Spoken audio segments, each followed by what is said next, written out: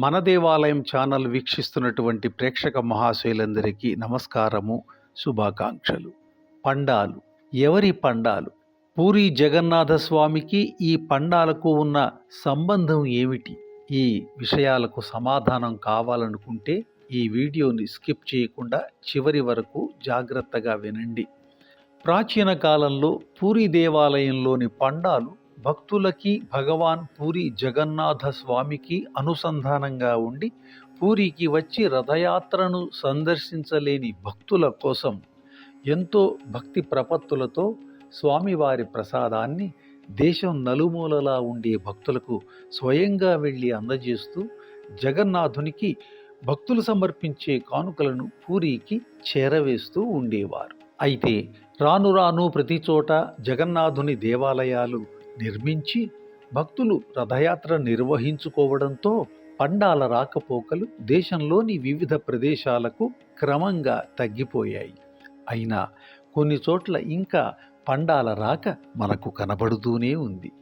కొన్ని వందల సంవత్సరాల క్రితం ఒక పండాగారు ఇదే పని మీద రాజపుతానాకు, అంటే ప్రస్తుతము రాజస్థాన్ రాష్ట్రము, రాజపుతాన్కు వెళ్ళి ఆ రాజ్యం యొక్క మహారాజు విష్ణు భక్తుడు అవడం వలన ఆయనకు పూరి జగన్నాథుని ప్రసాదం ఇచ్చి వర్షాకాలం కావడంతో కొన్ని రోజులు రాజప్రాసాదంలోనే ఉండి వచ్చేటప్పుడు రాజుగారు ఇచ్చే కానుకలు తీసుకొద్దామని అనుకున్నాడు. అక్కడకు వెళ్ళి ప్రసాదం ఇచ్చిన తరువాత రాజుగారి కుమార్తె అయినటువంటి విష్ణుప్రియతో పండాగారికి పరిచయం అయ్యింది. ఆ రాకుమారి పేరుకు తగినట్లు ఎంతో విష్ణు భక్తురాలు. పండాగారు సరాసరి జగన్నాథుని సన్నిధి నుండి వచ్చారని తెలుసుకొని ఆయన మీద ప్రత్యేక అభిమానంతో విష్ణుప్రియ ఆయనకు వేళకు కావలసినవన్నీ అమరుస్తూ ప్రత్యేక శ్రద్ధ కనబరచసాగింది. పండాగారు ఆమె భక్తి శ్రద్ధలకు ఎంతో సంతోషించి ఆమె తనకు జగన్నాథునికి ఇచ్చే కానుకల మొత్తం భారీగా ఉంటుందని కలలు కంటూ ఆమె తనకు ఇచ్చే మొత్తంతో గ్రామానికి వెళ్ళి ఏమి కొనుక్కోవాలో ఆలోచిస్తూ అక్కడ ఉన్నంత కాలం గడిపాడు. మరి రాజుగారి అమ్మాయి కదా, చాలా కానుకలు ఇచ్చే ఉంటుంది. ఆగండి, ఏమిచ్చిందో ఇప్పుడే తెలుస్తుంది. చివరగా వర్షాలు తగ్గగానే పండాగారు పూరి వెళ్ళవలసిన రాజు రానే వచ్చింది. విష్ణుప్రియ భక్తిగా పండాగారికి కావలసిన మార్గమధ్య గ్రాసము, అన్ని సదుపాయాలు ఏర్పాటు చేసి 10 బంగారు కాసులు చేతిలో పెట్టింది. అవి చూసి పండాగారు హతాశుడయ్యాడు. ఇంతేనా అనుకున్నాడు. సరే, జగన్నాథునికి ఏమిచ్చిందో చూద్దాం. అయితే పండాగారు ఆశ్చర్యపోయేటట్లుగా విష్ణుప్రియ జగన్నాథునికి ఏం చేసింది? ఏమిచ్చింది? ఏమీ ఇవ్వలేదండి. ఒక లేఖ తాళపత్రం మీద వ్రాసి దానిని భక్తిగా కనులకు అద్దుకొని పండాగారికి ఇచ్చి జగన్నాథునికి సమర్పించమంది. అది చూసి మన పండాగారి ముఖం జేవురించింది. ఇలా అనుకున్నాడు, ఒక్క బంగారు నాణెం కూడా జగన్నాథుడికి ఆమె సమర్పించలేదు. విలువైన ఆభరణాలు ఏమీ ఇవ్వలేదు. విలువైన వస్త్రాలు కూడా సమర్పించలేదు. నేను కన్న కలలన్నీ నా కళ్ళ ముందే పేక మీడలై కూలిపోయాయి. ఇలా అనుకున్నాడు. కానీ ఆ విషయమై ఏమీ రభస చేయదలుచుకోలేదు. ఎందుకంటే రాజుగారి కోపానికి గురి కావడం ఇష్టం లేక తన బాధను తనలోని అణుచుకున్నాడు. కనీసం ఆ మాత్రం తెలివైనా ఉంది. మరి తర్వాత ఏమైంది? ఏముంది, అలాగే మనస్తాపంతో పూరిలో తన ఇంటికి చేరుకొని ఆ ఉత్తరం తెరిచి చూసే ఇష్టము సహనము రెండూ లేక తన ఇంటి వెనుక ఉన్న పెద్ద చెత్త కుప్పలో ఆ ఉత్తరాన్ని గిరవాటు వేసి చేతులు కడుక్కున్నాడు. అయ్య బాబోయ్, అపచారం కదా. మార్గాయాసం తీరేటట్లుగా సేదదీరి ఆ రాత్రికి మంచి భోజనం చేసి విష్ణుప్రియ లోభత్వానికి మళ్ళీ బాధపడి నిద్రకు ఉపక్రమించాడు మన పాండాగారు. అలా నిద్ర పట్టిందో లేదో, నిద్రలో జగన్నాథుడు కలలో కనిపించి ఇలా అన్నాడు, విష్ణుప్రియ నా కోసం పంపిన బహుమానం ఎక్కడ పెట్టావు?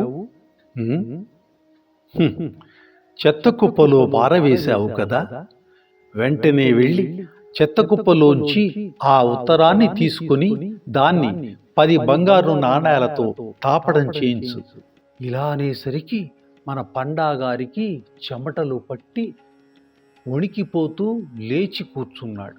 వెంటనే వెళ్ళి మసక చీకటిలో ఆ చెత్త కుప్పనంతా గాలించి ఉత్తరాన్ని తీసుకువచ్చి స్వామి ముందు మోకరిల్లి ఇలా అన్నాడు: స్వామి, ఎందరో భక్తులు ఎంతో విలువైన బహుమతులు తమకు సమర్పిస్తారు కదా, ఈ లేఖ గురించి తామెందుకు పట్టుబడుతున్నారు అని వేదనగా అడిగాడు. జగన్నాథుడు పండా అమాయకత్వానికి జాలిపడి ఇలా అన్నాడు: పిచ్చివాడా, నేను ఇంత చెప్పినా కూడా నీకు ఆ లేఖ తెరిచి చూడాలని అనిపించలేదా? ఒక్కసారి తెరిచి చూడు. ఇలా అనేసరికి వెంటనే పండా కళ్ళు తెరిచి లేఖ విప్పి చూస్తే ఆ మసక మసక వెలుతురులో బంగారు అక్షరాలతో పొదగబడిన అమూల్య సంపద వంటి ఒక శ్లోకం రాసి ఉంది. ఏమిటా శ్లోకం? రత్నాకరస్తవ గృహం గృహిణీచ పద్మదేయం కిమపి భవతే పురుషోత్తమాయ అవిరభామ నయనాహృత మనసాయాదుత్తం మనో యదుపతి తదితం గృహాణ. ఓ యదుపతి, వజ్రాలు పొదిగిన నిలయమే నీ గృహం. లక్ష్మీమాత నీ భార్య. నీ దగ్గర లేనిది నేను నీకివ్వగలిగినది ఏమిటో చెప్పు.